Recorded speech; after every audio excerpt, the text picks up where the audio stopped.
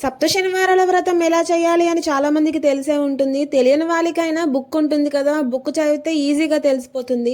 కానీ ఈ వ్రతం స్టార్ట్ చేసే ముందు మనం ఏర్పాటు చేసుకోవాల్సినవి కొన్ని ఉంటాయి. అవేంటో ఈ వీడియోలో క్లారిటీగా చెప్తాను. మొదటిగా తెలుసుకోవాల్సింది ఏంటి అంటే, మనం ఆచమనం చేయడానికి, సంకల్పం చేయడానికి, అలానే పళ్ళెంలో నీటిని విడిచిపెట్టడానికి మూడిటికి 3 సపరేట్గా పాత్రలు. ఆచమనం చేసుకున్న పాత్రలోని నీళ్లు కానీ, పళ్ళెంలో విడిచిపెట్టిన ఉదకం కానీ స్వామి పైన చల్లకూడదు. ముందుగా కలశం ఏర్పాటు చేసుకోవడానికి ఇక్కడ నేను ఇత్తడి చెంపకి పసుపు రాసి గంధంతో బొట్లు, అలానే సంకల్పం చేసుకోవడానికి కూడా రాగి చెంపకి బొట్లు పెట్టుకున్నాను. దాని తర్వాత కొంచెం వాటర్ పోసుకుని అందులో అక్షింతలు, తులసి దళం ఉంటే వేసుకోండి. స్వామివారికి తులసి దళం ప్రీతికరం కదా, తులసి దళం కంపల్సరీ వేయాలి.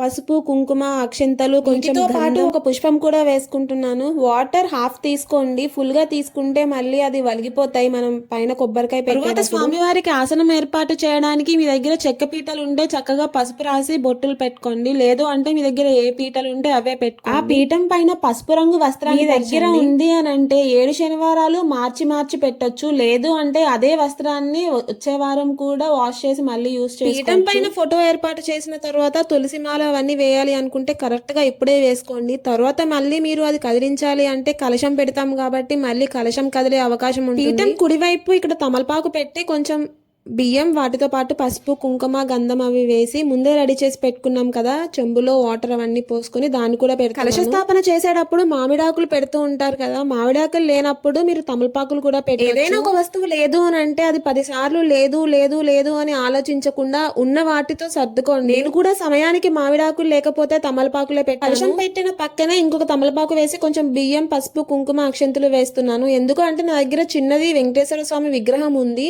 ప్రతి పూజలో దాన్ని పెట్టి పూజ చేస్తాను. విగ్రహం అలా పెట్టకూడదు అని దానిపైన కొంచెం బియ్యం వేసి దానిపైన వీడియో తీస్తున్నప్పుడు నాది చివరి వారం, 7వ వారం. అప్పుడే నీ విగ్రహానికి పంచామృతాలతో అభిషేకం కూడా చేద్దామని అనుకున్నాను. చివరి వారం కదా, ఇలా చివరి వారం యాలుకలతో దండ వేస్తానని మొక్కుకున్నాను. అందుకే 29 యాలుకలు ఇలా దండ కూర్చుని దాన్ని వేశాను.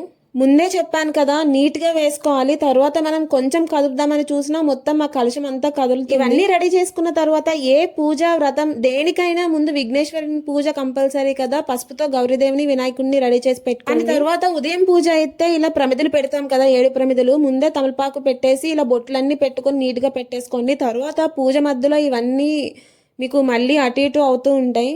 అన్ని ముందే రెడీ చేసి పెట్టుకుంటే మధ్యలో ఇంకా డిస్టర్బెన్స్ లేకుండా పూజ ప్రశాంతంగా చేసుకోవచ్చు. అన్ని ప్రమిదలు ఏర్పాటు చేసుకున్న తర్వాత దానిలో వత్తులు వేసేసి కింద వలగకుండా ఆయిల్ కూడా వేసేసుకోండి.